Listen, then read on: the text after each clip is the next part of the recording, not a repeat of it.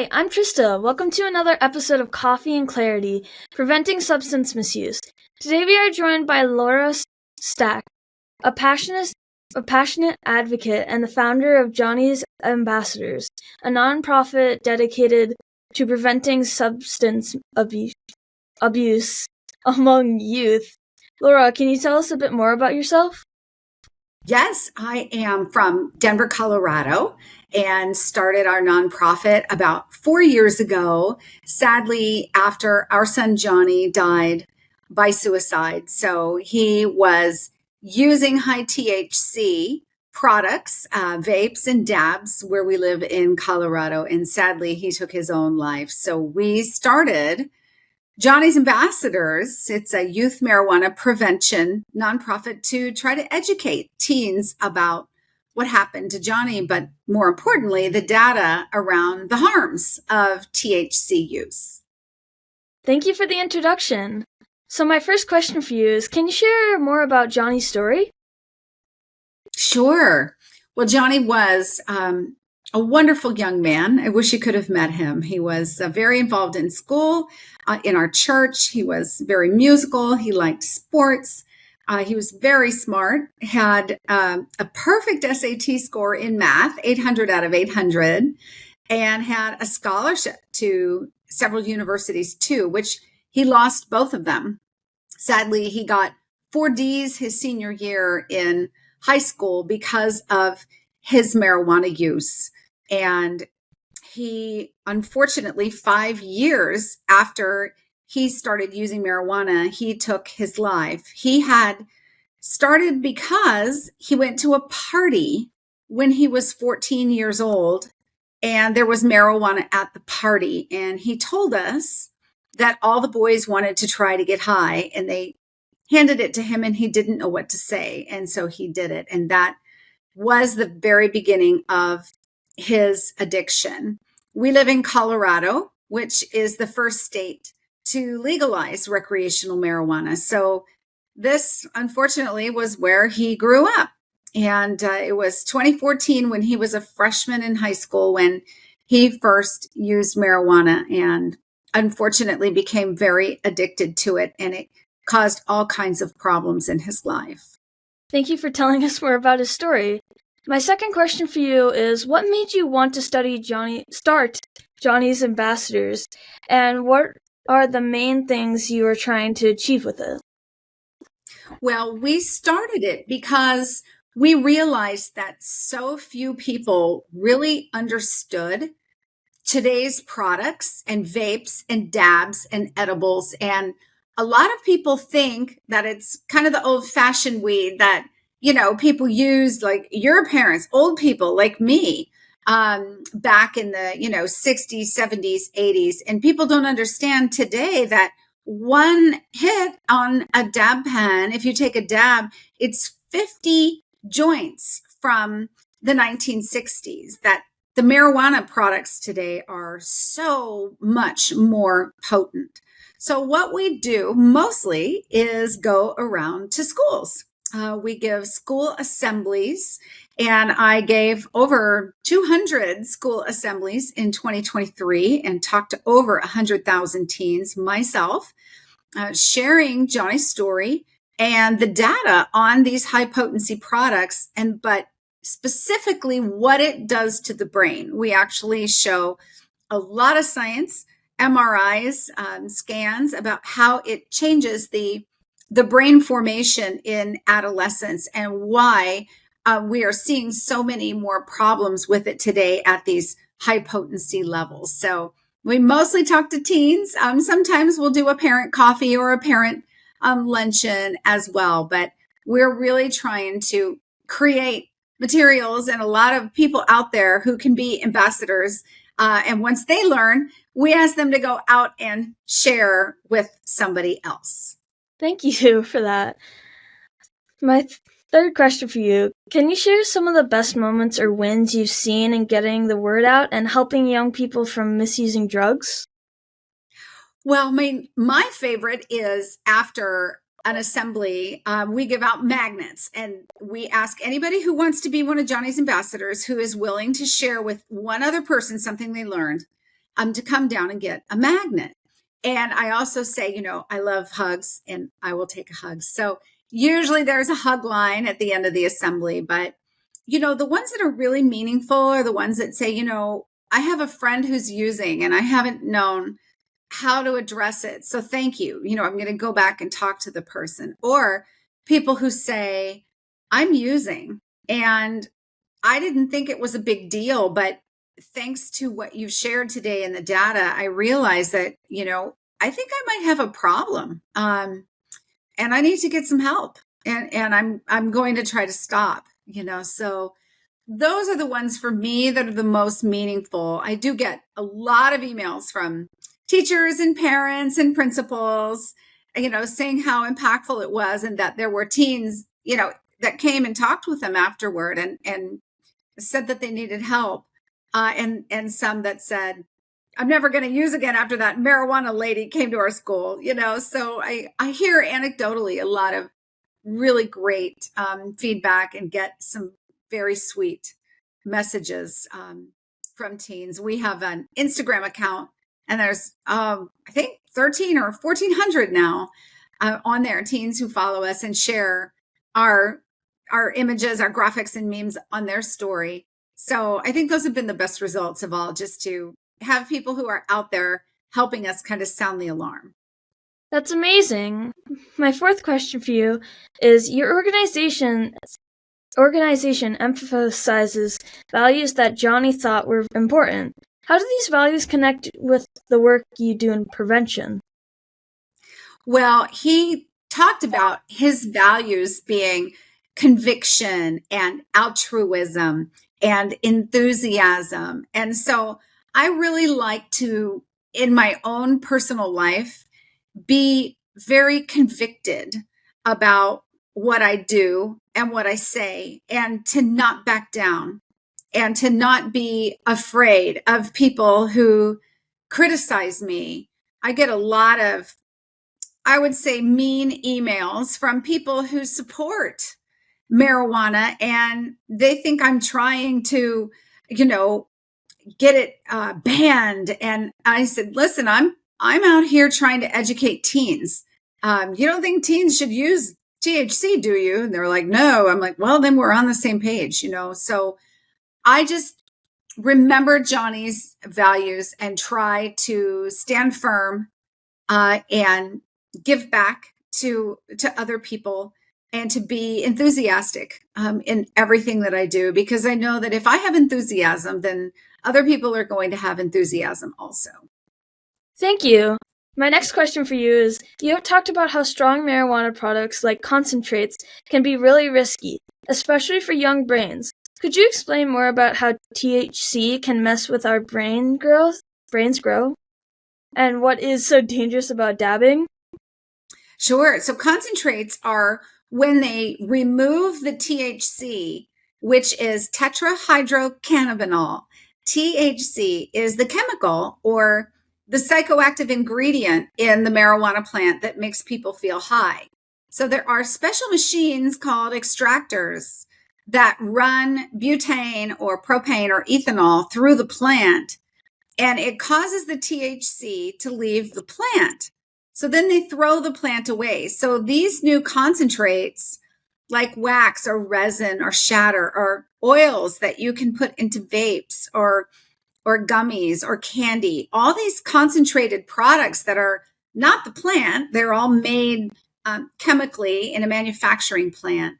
All of them are so much stronger than the plant ever was. Instead of 1% THC back in the 60s, now they can be 80 or 90% THC. So when people do a dab, for example, that can be 100 or 200 milligrams, whereas an old-fashioned joint was maybe 5 milligrams. So it's so much more potent because the THC is actually extracted from the plant. So it's kind of like cocaine compared to crack, right? It's a very concentrated form. It's kind of like drinking a Coors Light or a fifth of Everclear.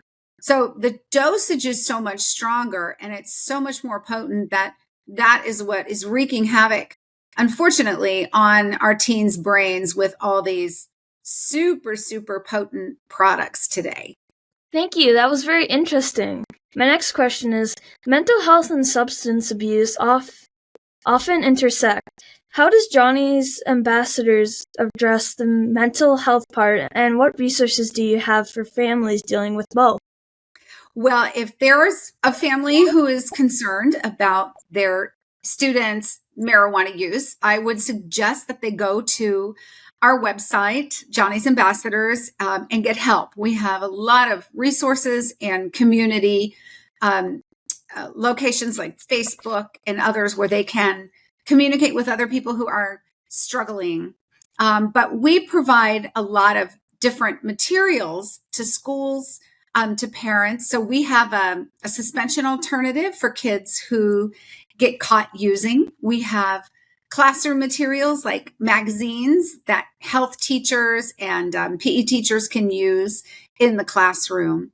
And what people don't really understand is that using THC and these really high potent doses and where it interacts and how it interacts with the brain can actually cause mental illness in young people. A lot of people think by using THC, they're going to kind of self-medicate or help them with their anxiety or help them with their depression, when in fact, it doesn't help with any of those things. And we know that from the data in young people, it makes it worse. It can lead to generalized anxiety disorder, to depression.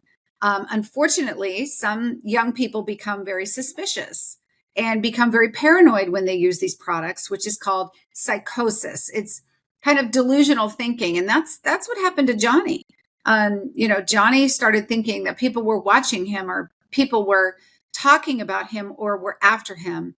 And so it can cause other mental illnesses, bipolar, psychoses. Unfortunately, some young people convert to schizophrenia if they continue to use year after year when they become young adults. And so we know that it causes mental illness. It actually leads to the onset of mental illness in young people, that it doesn't help with anxiety. It doesn't help with depression. There is not one study that exists out there with these new high potency products that there's any benefit to adolescents at all. And so that's really what we're trying to do, is battle kind of the misinformation out there that, oh, it's going to help you chill out. It's going to help you relax. Actually, it's going to do you a lot more harm. And so we need to let teens know there's no safe level of using THC. Thank you for that answer. My next question is, could you just describe your current role with the organization? What does a typical work week look like for you? Oh my. Well, I'm the founder and the CEO. And we have another staff person who is my husband, and he is the chairman and the COO. So together we run the organization, and every week is different. So it's a lot of fun.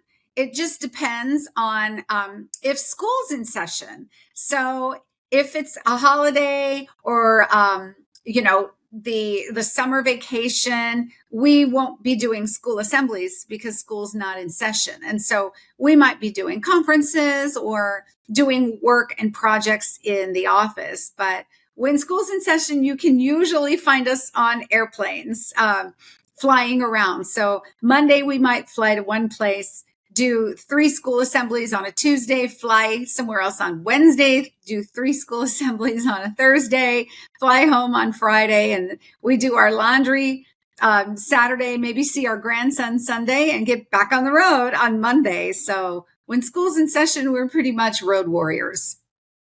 That sounds very busy.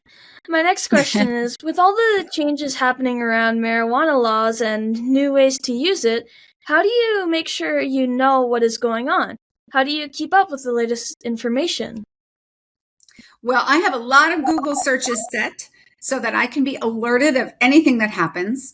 I have a lot of people that I follow on Twitter who are really great at posting different research studies, doctors, addiction specialists, psychiatrists. So I watch their feeds. I also subscribe to a lot of different newsletters that touch on THC, marijuana, different impacts. We also have a lot of partners who work in different fields than we do, because we work in universal primary prevention in schools, but we have other partners who work on policy, on legislative issues, in treatment, in intervention, all places that we don't work, so that we can refer each other, and we send materials to each other all the time and say, hey, here's somebody who can help you. So it takes quite a community to keep up to date on everything that's going on. Thank you for the answer. My next question is, as someone who travels the country speaking about these issues, what are some common challenges and misconceptions you encounter? How do you address them? Well, I address misconceptions very directly. I just come right out in my talks and I talk about the myths, that people think it's natural, that people think it's safe. They think it's not addictive. They think it's helps with a mental illness. They think that it can't hurt their brain. Whatever those myths are, we just address them head on. And the way that you do that with teens is through data, because what we know is that scare tactics don't work. Preaching doesn't work, to lecture and, don't do drugs and drugs are bad. None of that works. But what teens really like and what they really appreciate is you sharing facts, research, peer-reviewed scientific studies, and then saying, here's what we know, and then giving them the information and letting them know they will be making the decisions. I mean, ultimately, we can only give the information. We can't make anybody do anything. And so we hope that by sharing this data, that they're going to take a beat, that they're going to kind of, maybe I shouldn't use that. Maybe I need to wait until my brain is formed. If I'm 25 or 30, not that it's never going to be harmful for an adult, because it can be, but it's going to be a lot less damaging than when you're young in a critical period of brain development. So I think the best way to address misinformation is just talking about it directly and factually. Thank you for the answer. My next question is, Johnny's Ambassador talks a lot about how important it is to step in and teach kids about staying safe from drugs early. Can you share some tips or tools parents and teachers can use to talk to younger kids? Well, I think given that in the United States, 1 out of every 10 eighth graders is using or have used THC, 2 out of every 10 10th graders is using or has used, and 3 to 4, depending on the state you're in, 12th graders are using. So we know that use continues to climb and that it's more accessible in areas where it's legal, and even where it's not legal, Delta 8 products, which is made from CBD derived from hemp. These products have cropped up. And so I think it's really critical to talk to teens as early as you can. I mean, it seems like 10 years old is too young, but most of our work at Johnny's Ambassadors is 6th grade, 6th, 7th, 8th grade. We also do a lot of programs. Probably half of what we do is high schools. But I love to talk to younger people who, really haven't been around it as much. In high school, when you go to parties, there's a lot of older kids and it kind of tends to be everywhere. So we really want to get the younger kids before they start using, the ones that are kind of on the fence. And you think 10 years old is too early to start talking, but it's definitely not. And I think as parents, they need to help their children understand, hey, when you get to a party, like what happened to Johnny, and someone hands you a vape or a pen or gummy and says, here, take this. What do you say? So it's very helpful to have your parent role play with you and practice how to say no and how to get out of those situations so that like Johnny, you don't feel pressured and just don't know what to say. And so you end up doing something that you didn't want to do in the first place. So that's where parents can really be helpful also. Thank you for the information. My next question is, what advice would you give to parents and teachers concerned about the impact of marijuana on youth but unsure of where to start? Well, I would tell them unabashedly to go to our website, johnnysambassadors.org. There's a menu that says education. So under there are almost 100 hours of video education. There are video teacher guides and PowerPoint, magazines. We have toolkits. There are so many resources on our website. It's a little bit overwhelming, but just kind of go through the different graphic campaigns and, of course, join our newsletter. We have 12,000 ambassadors, so sign up for that. And we have a very active Facebook community as well. So if they're on social media, join us on LinkedIn, on Twitter, on Insta and Facebook. And that's where we post a lot of different resources that then they can turn around and share. And the more knowledgeable they are, the more they educate themselves, the more they're in a position to educate other people and, of course, their own children. Thank you for telling us this. My last question for you is, how can we as high school students get involved and make a difference in our schools and communities?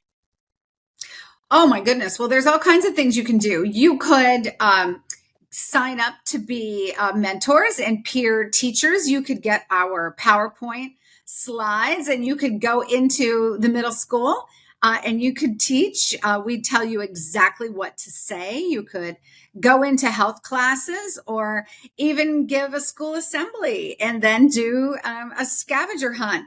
You could give out information sheets at a table at lunch. You could do a talk or a parent coffee or a lunch. So anything that you can dream of, we can help you and we can support you with materials at Johnny's Ambassadors. So just reach out to me and we can brainstorm what you're interested in and what your gifts are. We have a poster contest going on right now. We start a video contest in a couple of months. So we've always got fun things going on for teens that they can do to engage and be one of Johnny's ambassadors, but really communicate with other people about the harms of youth THC use. That's what we are hoping they will help us accomplish. Is there anything else you'd like to share? I just want to thank you for the opportunity to be here, and anybody who is listening who thinks, wow, I didn't know any of these things, to feel free to reach out to me. My email is on our website, Johnny's Ambassadors, and follow us on our social media. And we would love to invite you to be one of Johnny's Ambassadors and help us educate other teens and parents in your community about the dangers of youth THC use. Thank you for having me. And thank you for being here. And thank you for watching this episode of Coffee and Clarity.